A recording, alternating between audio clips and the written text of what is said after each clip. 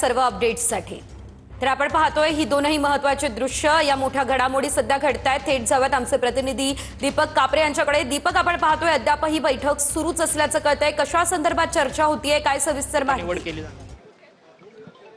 खरं संपूर्ण महाराष्ट्राने पाहिले दादांचा जो कामाचा आवाका होता आणि दादांशिवाय महाराष्ट्र ही कल्पना आजही आम्हाला कोणाला कार्यकर्त्यांना सहन होत नाहीये। प्रचंड वेदना, प्रचंड दुःख आहे, पण शेवटी आपण वहिनींकडे पाहिले की लक्षात येते की भावना महत्त्वाच्या आहेत, पण त्याच्याही पलीकडे कर्तव्य पण महत्त्वाचं आहे। त्याच्यामुळे आज गटनेतेपदी निवड होत असताना ही जबाबदारी वहिनी पेलतात आहेत आणि अर्धांगिनी म्हणून खऱ्या अर्थानं दादांचं जे स्वप्न होतं ते पूर्ण करण्यासाठी ही जबाबदारी ते खांद्यावर घेतात। परंतु दुसऱ्या बाजूकडनं अर्थात काही मंडळी म्हणतात की खूप घाई गडबड झाली नाही काही।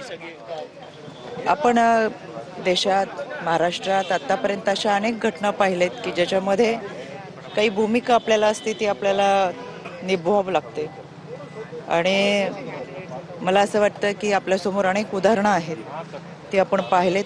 शेवटी त्या पदावरची जबाबदारी घेत असताना महाराष्ट्र जनसेवेचा आणि ह्या सगळ्या भावनांचा विचार करणं सुद्धा फार महत्त्वाचं। पुन्हा एकदा जाऊयात आमचे प्रतिनिधी दीपक कापरे यांच्याकडे। दीपक, आपण पाहतोय अद्यापही शरद पवार आणि पार्थ पवार यांची बैठक सुरूच आहे, कशा संदर्भात एवढी चर्चा होतीये, नेमकं काय घडतंय सविस्तर?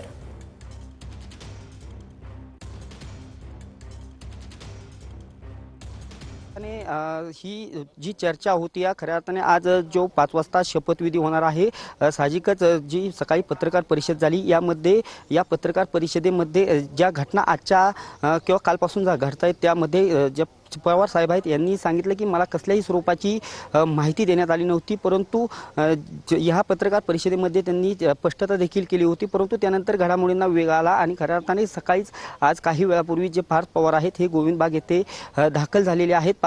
सकाळी पत्रकार परिषदेमध्ये खऱ्या अर्थाने 17 जानेवारीला एक व्हिडिओ पाहावास मिळाला। या व्हिडिओमध्ये खऱ्या अर्थाने राष्ट्रवादी एकत्रित येणार असे 12 फेब्रुवारीला राष्ट्रवादी दोन्ही एकत्र असं शरद पवार यांनी सांगितलं होतं।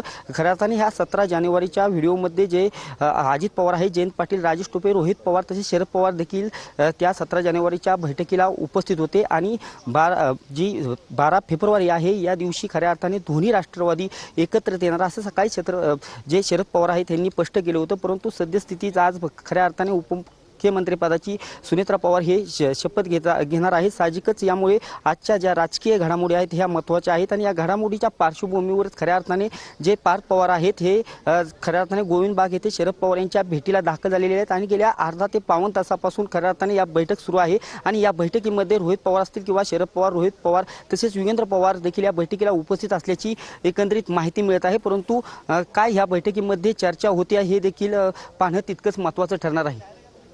अगदीच धन्यवाद दिलेल्या सर्व अपडेटसाठी। तर आपण ही दोनही दृश्य पाहतोय, खरं तर ही दृश्य अतिशय महत्त्वाची आणि बोलकी म्हणावी लागणार आहे। एकीकडे दोन्ही राष्ट्रवादींचं विलिनीकरण होणार होतं अशा प्रकारच्या प्रतिक्रिया समोर आल्या, ज्या की स्वतः शरद पवार यांनी या संदर्भात माहिती दिली। आणि आता जर आपण पाहिलं तर पार्थ पवार आणि शरद पवार यांची गेल्या 45 मिनिटांपासून बैठक सुरू आहे। दुसरीकडे देवगिरी बंगल्यावरती देखील बैठक सुरू आहे, ज्या बैठकीला सुनेत्रा पवार उपस्थित आहेत, तटकरे उपस्थित आहेत।